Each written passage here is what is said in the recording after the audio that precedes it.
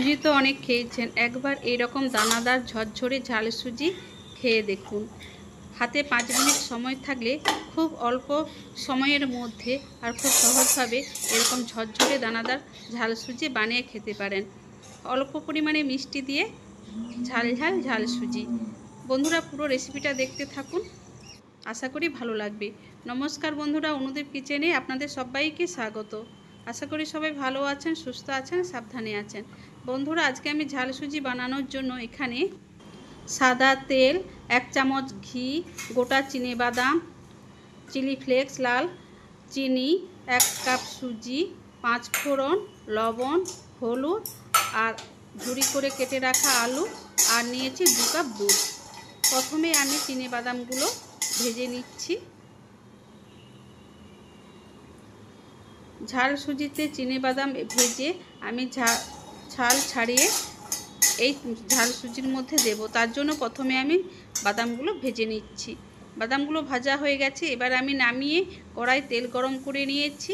এরপর দিয়ে দিচ্ছি 1 কাপ সুজি। আপনারা এখানে তেলের বদলে পুরোটা ঘিতেও করতে পারেন। আমি এখানে তেল দিয়েছি।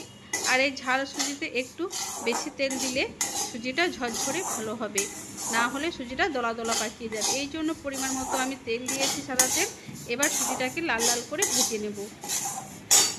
সুজিটা বেশ কিছুটা টাইম ধরে আমি গ্যাসকে মিডিয়াম ফ্লেমে রেখে ভেজে নিয়েছি। এবার এর মধ্যে দিচ্ছি পরিমাণ মতো লবণ আর দেব 1 কাপ সুজিতে 1/2 কাপ চিনি দিয়ে আবারও আমি লাল লাল করে ভেজে নেব। আর ভাজার সময় চিনিটাও গলে যাবে। বেশ কিছুটা সময় ধরে সুজিকে দেখুন লাল লাল করে আমি ভেজে নিয়েছি।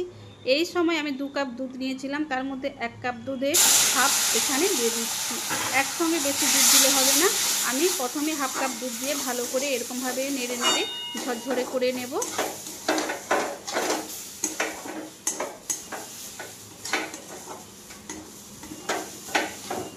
আমি 1/2 কাপ দুধ দিয়ে কিছুটা ঝরঝরে করে নিয়েছি। আবারও এতে বাকি 1/2 কাপ দুধ দিয়ে দেব।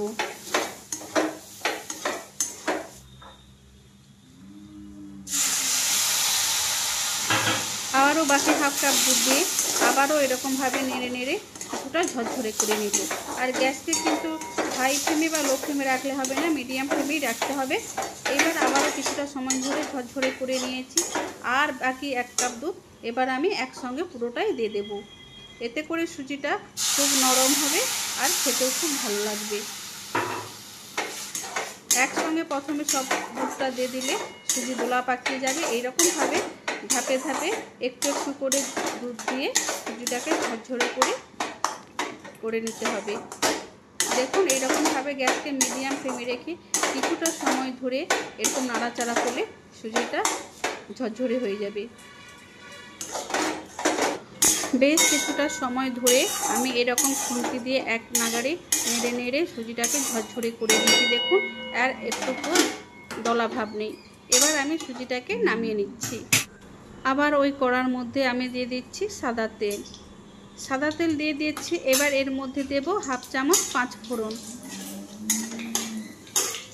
ঝাল সুজিতে এই 5 ফোড়ন দিলে 5 ফোড়নের গন্ধটা ঝাল সুজির মধ্যে থাকলে খেতে খুব ভালো লাগে।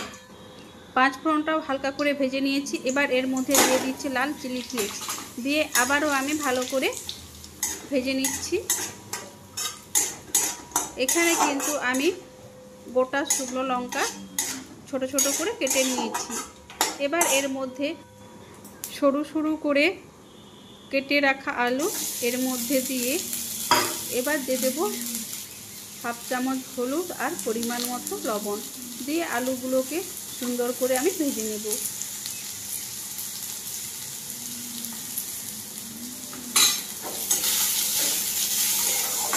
আলুগুলো এখানে খুব সুন্দরভাবে ভাজা হয়ে গেছে।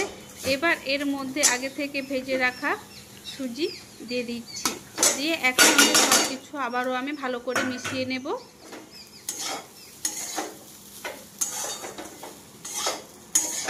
আর এই সময় দিয়ে দেব ভেজে রাখা চীনাবাদাম। চীনাবাদাম দিয়েও আবারও আমি একসঙ্গে মিশিয়ে নেব।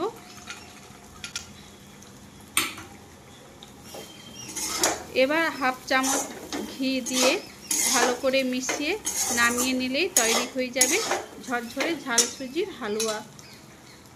বন্ধুরা এরকমভাবে বাড়িতে অবশ্যই একবার বানাবেন, তারপরে আমাকে কমেন্টে জানাবেন খেতে কেমন হয়েছে।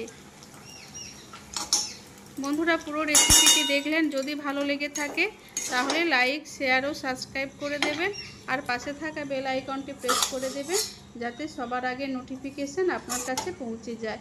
সবাই ভালো থাকবেন, সুস্থ থাকবেন, সাবধানে থাকবেন।